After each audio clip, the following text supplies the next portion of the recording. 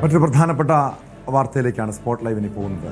Hormuz കടലിടുക്ക് വഴിയുള്ള ചരക്ക് ഗതാഗതം നിലച്ചതോടെ വിവിധ ഏഷ്യൻ രാജ്യങ്ങൾ കടുത്ത ഊർജ്ജ പ്രതിസന്ധിയിൽ.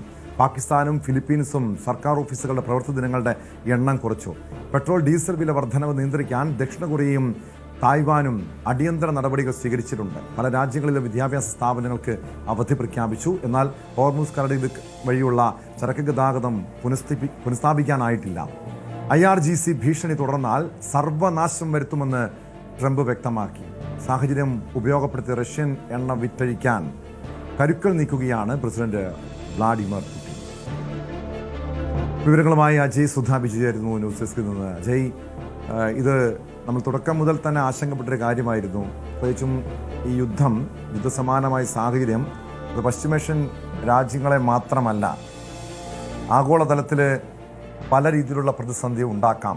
സാമ്പത്തിക പ്രതിസന്ധി, ഊർജ പ്രതിസന്ധി, മറ്റ് വിലക്കയറ്റം, ഓഹരി വിപണിയുടെ തകർച്ച, അങ്ങനെ പല പ്രശ്നങ്ങളും അതിൻ്റെ സൂചനകൾ കണ്ടുവരുന്നു. പല ഏഷ്യൻ രാജ്യങ്ങളിലും അത് പ്രതിഫലിക്കുന്നുണ്ട്.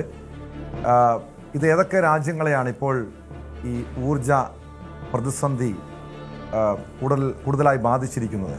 എങ്ങനെയാണ് അതിനെ പ്രതിരോധിക്കാൻ വേണ്ടിയുള്ള നടപടികൾ ഓരോ രാജ്യങ്ങളും സ്വീകരിക്കുന്നത്?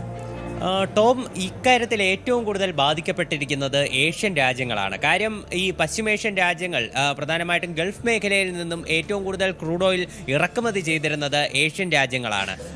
അതിൽ തന്നെ പല രാജ്യങ്ങളിലും ഇപ്പോൾ തന്നെ പ്രശ്നങ്ങൾ കണ്ടു തുടങ്ങിയിട്ടുണ്ട്.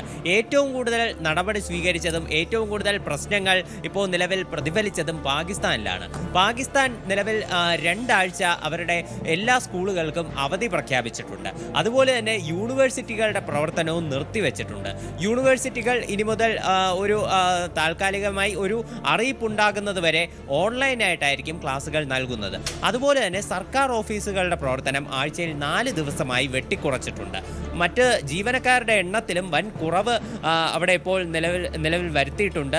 50% ജീവനക്കാർ മാത്രം ഓഫീസിൽ എത്തിയാൽ മതിയെന്നാണ് പാകിസ്ഥാനിലുള്ള നിർദ്ദേശം. മറ്റ് 50% ജീവനക്കാർ ഓൺലൈൻ വഴി ജോലികൾ ചെയ്യണമെന്നും